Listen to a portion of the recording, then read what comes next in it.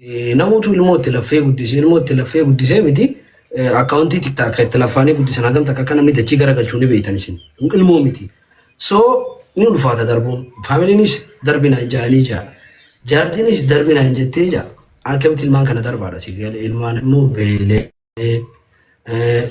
dhabee hin beeku nama guddaa hogguu beelee iyyee gaafatu malee hogguu taajame iyyee gaafatu malee namni kun ni dhabee namni kun nama guddaadhaan beelaa daa'imni hin beeku. Mana kana keessaan xiqqishu ibsaa dura dhufeetiin ture. Wallahi waan isin ajaa'ibu Oromooti yaa. Booyitiin himumaan hin qabachuu dadhabe.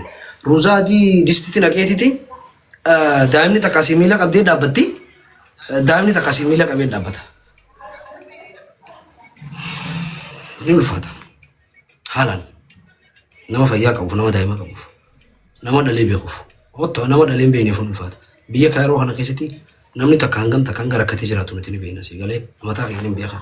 Challenge nama mudatu ilmaanii hojii waan nama mudatu isin iddoo ni beektan rabbiin bakka irraa isin xiqqoo baastan guddoo isiniif haa buusu dhaaboo nusattara waan akkanaatiin illee gabbaanee nama durallee gaarsa gaafannee hin beeknu rakkoon isaa daangaa dabarte laallee callisuu dadhabne obboleeyyan islaamaa akkasumas obboleeyyan amantii garaagaraa qabdan hundi keessanuu waan itti amantaniin isin gaafadha.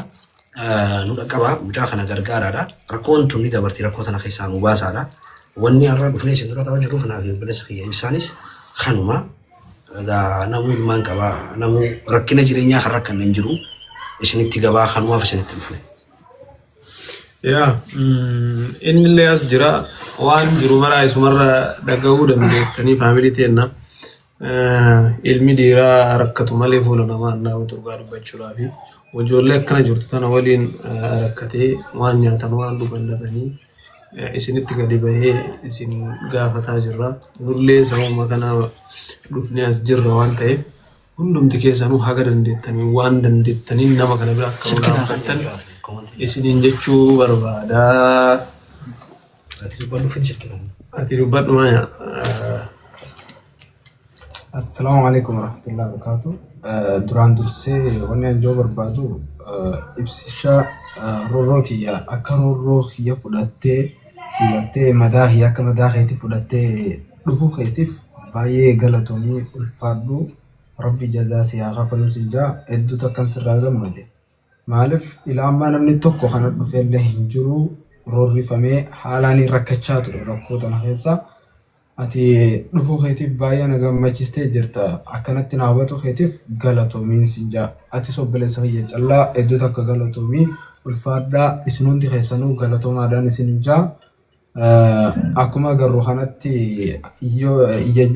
iyyachaatiin ture rorroon tiyyituun daangaa dabarte eega daa'imni kun dhalateerraan narra darbamu eegalee takkarra lamarra sadiirra afurra na darbamee jira.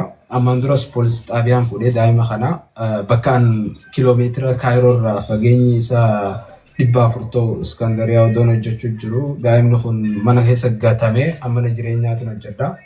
Poolis xaabiyaarraa poolisiin naa dawwaltee daa'imman kee ni fudhattamoo fudhattu naan jechuudhaan haati eega dila kana garaa jabaattee jeetuman an abbaadha garaan kiyyas nan dandeenye takka haati itti dalaydeen beetu anaatu itti dalagaa ture. Haalaan isaaniif qaaman itti dhabee bifan itti dhabee rorrifameetiin jira sii galtee ammas bultii tanaaf jeetiin maatii dhabee ture isinillee nagatte gan ilmaan kana ammoo waa hedduun irratti arkee hojiin du'a malee sii galtee danda'amu fuula namaa dura dhaabbadhee karadha jeetiin sii galtee gara kanan na fide yoo rakkoon nurraan baanee rasuulli sallallahu alaihi wasallam rakkachaa ture. Rakkoo booda immoo akka balloon jirtu ni namanaa tasgabbiin akka jirtu ni namanaa. Kanaafuu obboleeyyan kiyyaa please namoonni na gargaaruu dandeessan na gargaara. Maallaqaan na gargaaruu dandeessan maallaqaan na gargaara. Namoonni immoo maallaqaan na gargaaruu hin dandeenye please du'aa naa godhaadha. Namoonni rorrootii akka rorroo teessanitti isinit dhagahame hunda keessaniifuu baay'ee takka ulfaadhaa galatoomaadhaan isinin jaa. Jazaan isin deebisuun danda'u kan isin deebisu rabbii tokkichaadha. Kanaafuu obboleessa kiyya khayriin isin gootan isiniif deebiti. Ilmaan kun kiyya qofaa miti. Ilmaan kun waliin qabna hawaasa Oromoo. ummata muslimaas waliin qabna.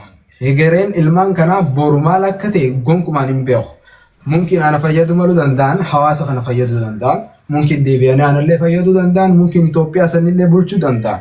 Tanaafuu obboleeyyan kiyya Roorroon tun daangaan dabartee koomunitiin biyya kanaa gumii manguddootaa fi dhaaba Pistik jedhamu jira dhaaba Refuge. Dhaabni kun yeroo hedduu waan kana tattaaffatee rakkoo tana furuuf tattaaffachaa ture. Rakkoon tun immoo tan furamtu hin taane haati ilmaan hin barbaadu jettee maatiin kiyyas gaafan isii tana fuudhu na darbanii.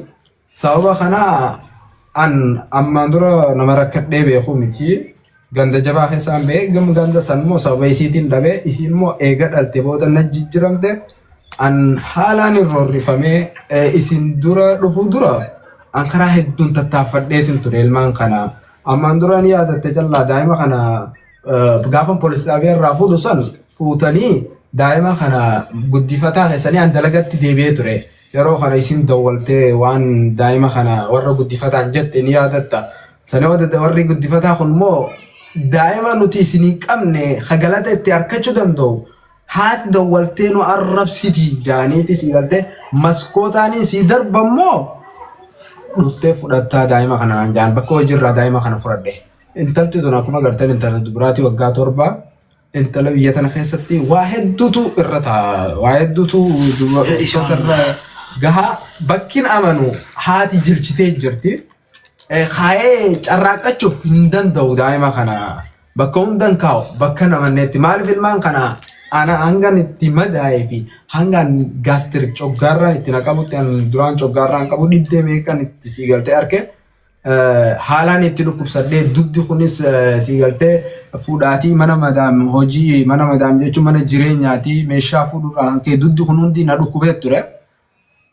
Edduun dalagaa garagaraa baay'een dalagee obboleeyyan kiyya ammallee yeroo macarashaa dhumaa kana eegana irratti darbame ji'a 4 ni ta'a.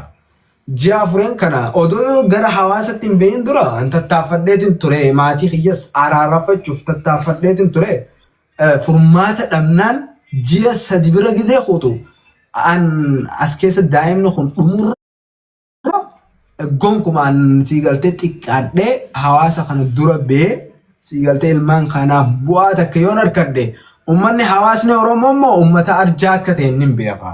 Ummata arjaa Oromoo bira kutee hawaasa biraafuu arjaa akka ta'e waan beekuuf hawaasa kana biratti akkaan hin duune dhibbaa dhibbatti amane ammas an kaniin gabbaru rabbii tokkichaadha iyyaaka na'budu wa iyyaaka nasta'iin kaniin gargaarfadhus rabbii tokkichaadha kaniin gabbarus haqaan sanii gaditti kaniin sababa godhadhee siigaltee abdadde hawaasa miliyoona 60 caalu hawaasa Oromoo Itoophiyaati. Itoophiyaan immoo miliyoona 120 oli musliimonni immoo baay'ee jira. Kanaafuu obboleeyyan kiyya please gara hundaan gargaara. Asirratti akkana arguutti namoonni akkaawuntii illee jechaa jiranii. Maamii akkaawuntii qabda. Akkaawuntii akkamii katabansa? Pina godhanii qoy warri komantii lakkuma takka jalali lakkoofsa kan katabuu hin danda'an. Afaan itti akkuma dhageessan kana egaa obboleeyyan kiyya guutuu addunyaarra jirtanii main pointiin inni jechaa jiru main pointiin inni jechaa jiru ilmaan kana faamiliin kiyya faamilii waa qabdu akkan darbu fedhanidha. Jaartiin tiyya akkan darbu feetiidha. Lamaa mire biyya kana biyya baqaa kana keessatti inni ilmaan kana deemee dalagatee guddisuudhaaf bakka itti dhiifatetti amanu hin qabu. Bakka hin qabullee jaartiin tiyya dawwaltee ilmaan kee irraa maal qabdan maskootaan si darbina maali by the way wanti kun marra takkaffaa miti keessan jira quban qabaa maaliif warra biyyaati nama narra daa'imaati haalaan daa'imman umurii isaa nama beeku yeroo takkanii yaadadha ilmoo kun darbamee ture isaa bakka dalagaa jiru. Waggaa 2 duraatti I think waggaa 2 ni ta'a brother. La mucaan kun isaa ji'a 4ti. Okay mucaan isaa ji'a 4 jechuudha. Isaa ji'a 4ti jechuudha. So bakka dalagaa jireenyi riizineetti darbame hin beeku. Ilmaan kun darbame mootummaan fuudhee bakka mootummaa geesse achirraan dawwalanii itti dawwallee akkana yoo mootummaa dhaqee mallatteessisee fudhatee jechuudha ilmaan kana. Mucaa sun isaa jira kuni. Innaa wanni kun bara dhiingaddallee deebi'ee ture. Bara dhiingaddaa gisee akkanaa jechuudha. Darbitee kuttee turte. Haqa jaarsaa fi jaartii rabbiin beekaa namni chiituun seenu. Qabniituma waan goonu goonee anaa fi badhaasoo fi ijoolleen saayibaa takka takka waan goonu gooneetuma rakkoo san bira dabarsinee ammas haati ilmaanii sun dhuftee nagaan jiraatuma jiranitti quba qabnaa jechuudha. So taraan tun ammoo hoggaa dhuftu baatii 4 geessee har'a boru wanni kunni sirraa jennaa ilmaan kun daangaa ol dabree mucaan kun ammas nama daa'imummaadhaan fuudhee nama akkasitti cimee jireenya kanarraayis waa hunda baree hadhaa jireenyaatis baree tooftaa dhalaattis tooftaa dubartiitis baree jiraatu miti. Daa'ima umurii isaatillee haala kana keessatti rakkate. Kanaafuu xuuxuun takka xuuxoo 50 nama takkatti baadhaa jette Oromoon. Nama 50 immoo faayaa jette. Kanaafuu waan qabdan xixiqqoo qabdan yoo nu gargaartan har'a ilmaan kana gargaartan beektanii akka nama investi godheeti qabeenya keessan kana. Maa rabbiilleen isin gargaaru rabbiilleen rakkoo akkanaa isin hin mudinii nutulleen afaan itti waa namarraa fuudhanna nama beekuu miti sigalee nuti nama artiiti. So waa gargaarsaa kanarratti dila sun akkasitti aktiivaa miti. Haa ta'u immoo waan rabbiin fidee dhufte erga dhufteefu waan hawaasni Oromoo kun nu jaalaallaa hawaasni Oromoo kun nu xiqqeessu irraa dhabnellee hin gallu inkaan nama rakkoo jabduu akkanaa qabu miti. Nama rakkoo laaftuu qabu manni Oromoo kun ni gargaara. Kanaafuu namni rabbiin isinii laaffise nambara isaa isiniif kennina. Nambara isaatiin dawwaltanii qunnamtanii hawaalaan gargaaruu dandeessan. Namni immoo asitti ammumaan tana asitti giftiin support godhuu finna jettan nuuni abbaa irraa kajoo gastirra jiru kana gastii sarara gatu xanaan dandeessan support godhuu dandeessan.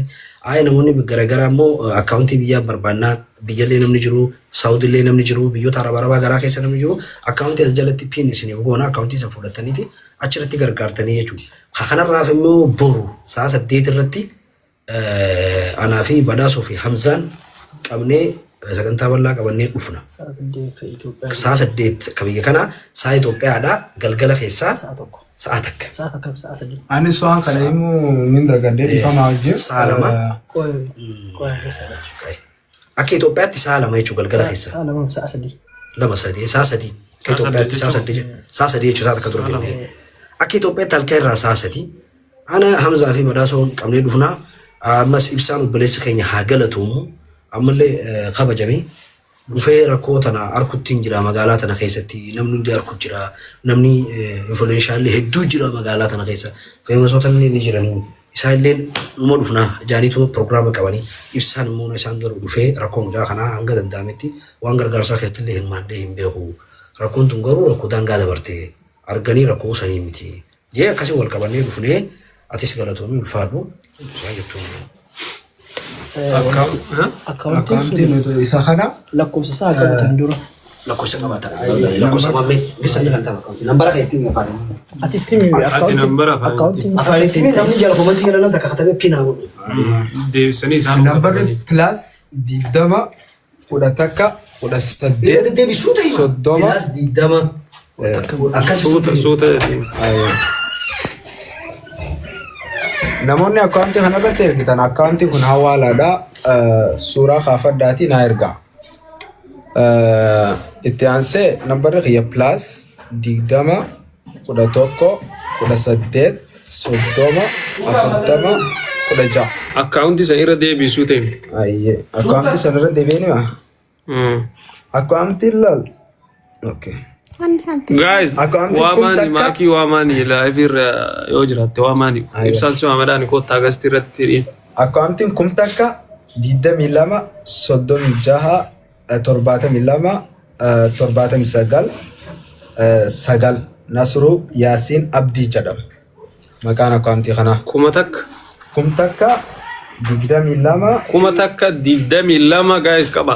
Kuma takka 22 36 72 72 79 9 Nasruu Yaasin Nasruu Yaasin Abdii. Akkaawuntii mee rakkoo hin jiru. Namni qabattan barreessaa jiru komantii galatti. Warri qabattan komantii jala barreessaa mee gaa'es. Kanaaf isaanti akkaawuntiin maqaan laazimee yoo ta'u godhate maqaan kun iskiriishuut godhee lakkoofsa qabatee asii fudhata waan ta'eef yoo darasiin isa ittiin fidin namni hin kennu.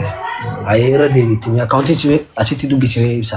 Naannoo sirriidha. kun takka 22 36 72 79 Nasru Yasin Abdi. Yap, pingoda ayee kana. Next godheetiin jira. Illeen koppii godhachuu dandeessanii. Nambara kiyammoo plus. Isaan godhan si moo. Nala koppii nala kan hoo duraa kanarratti. Kun replay. Abtarsaa takka koppii hojjamu. Pingoda warri walii tara qabdan komantii isaa. Nala isiniif ergeetiin jira. Nambara keetillee himi takka takka. Akkaawuntii irra deebiif. Nambara deebi'e. Kum takka. Fidi mee fisa askinni. Takkan isaa. Gaa'e kaalal kuma takka. 22 36 36 72 72 79 Nasru Yasin Abdi jedhama. Nasru Yasin Abdi maqaan. Ergitan suuraa naa kaasaati. Nambara kanarra WhatsApp naa ergaa plus 20 10 18 30 40 16 biyaans nambara kiyya wanni kiyya jala ni argatan abbaa iraa jara WhatsApp Irra deebi nambara kana mas. WhatsApp kiyya jala ni argata booda seenanii TikTok jala. TikTok jala Ammallee irra deebiif. akkaawuntii hoo Amma nutti amma pingo di mee warri monitara. Pingo da akkaawuntii isaa warri monitara qabdan. na baasee jira. Isaa si baasee. Ini nasi basi. Kira kan. Siapa makai tini pinggul sama meti. Ini pinggul orang mau disana di bukit. Mau ditaruh dan. Mati ergeetiin jira. Itu file. Udah nih? Dan pingo da. Mau ditaruh namni kadang pinggul dah. Anu godhittiin jira piin. Godhuun dandeettu ati. Innoo godhittiin jira. As gubbaratti piin ta'ee taa'aa Asirratti ta'uu qaba. Asirratti. Asti. Oke, Koomatti bakka ta'e. Teh jira kanas. Ta'e meem? Nah, di sana godhaa guys. Teh? Koomatti yaa. Mana kau lihat komandan. Oke lakkoofsa Lakkoofsa. kuma tokko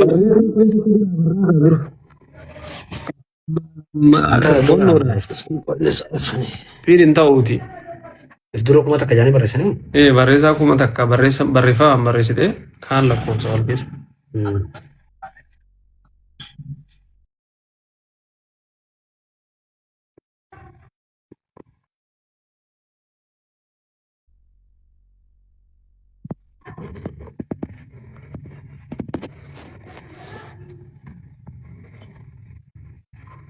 Sekian kuma tokko Kun takka 22 36 kuma tokko Tidak bilang. 22 36 72 79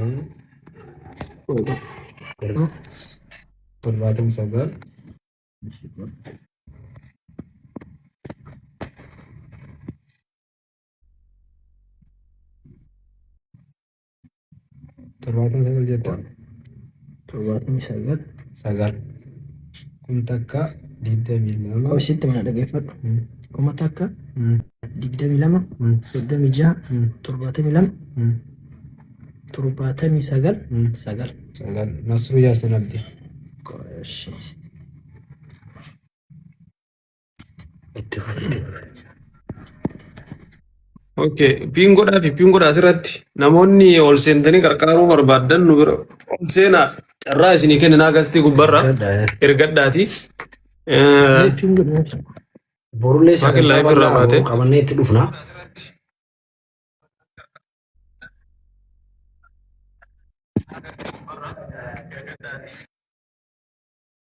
Jaafi waa mimmee deemu. IBC jala laga.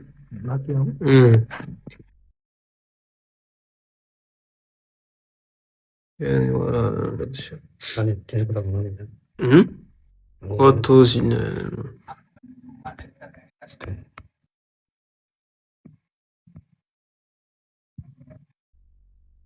Jaataan qabu san.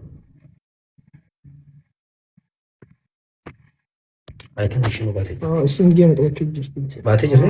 Jirti. Baatee jirti malee? Ni jirti. Hundud. Baatee jirti. Yoo waliif hin oolu. Amma baatee.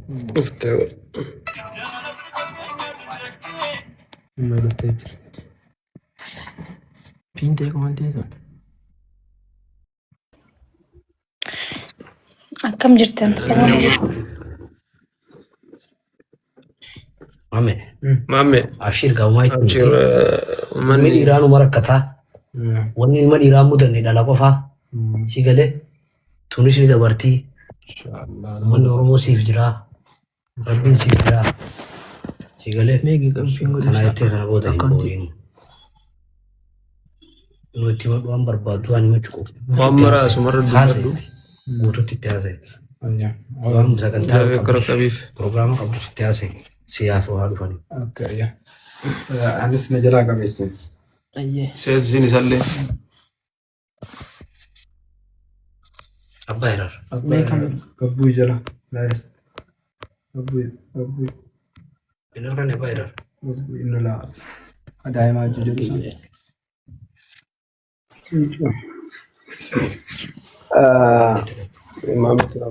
Obboleeyyan kiyya borus baarlaman qabaa Hamzaa Hajii fi Callaa Oromoo Badoo Pappaa.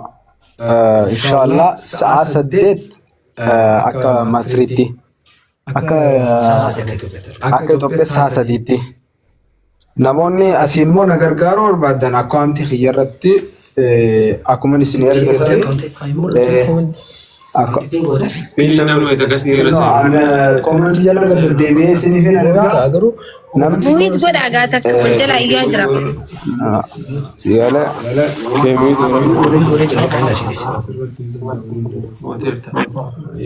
warri giftiin na gargaaruu barbaadanillee abbaa hiraar nootii nin jira manni kiyyaa akkuma gartan kana kadaa'imaa jirtu abbaa hiraar. Okay, guys, warroonni amma dhuftaniif waan kana keessa isinii ibsu obboleessi keenya kuni ilmaan lama waliin haati irratti gattee haati ilmaanii irra gattee biraa deemtee rakkoo hedduu keessa jiranii waan nyaatan dhabanii waan dhugan dhabanii so kanaafiyyuu akka isin gargaartanii viidiyoo isaa I think argitaniirtan yoo TikTok isaa jala seentan waan inni dubbataa ture maal akka rakkoo keessa maal akka ture dubbachaa jira waan ta'eef viidiyoo isaa TikTok isaa jala seentanii ilaaluu hin dandeettanii.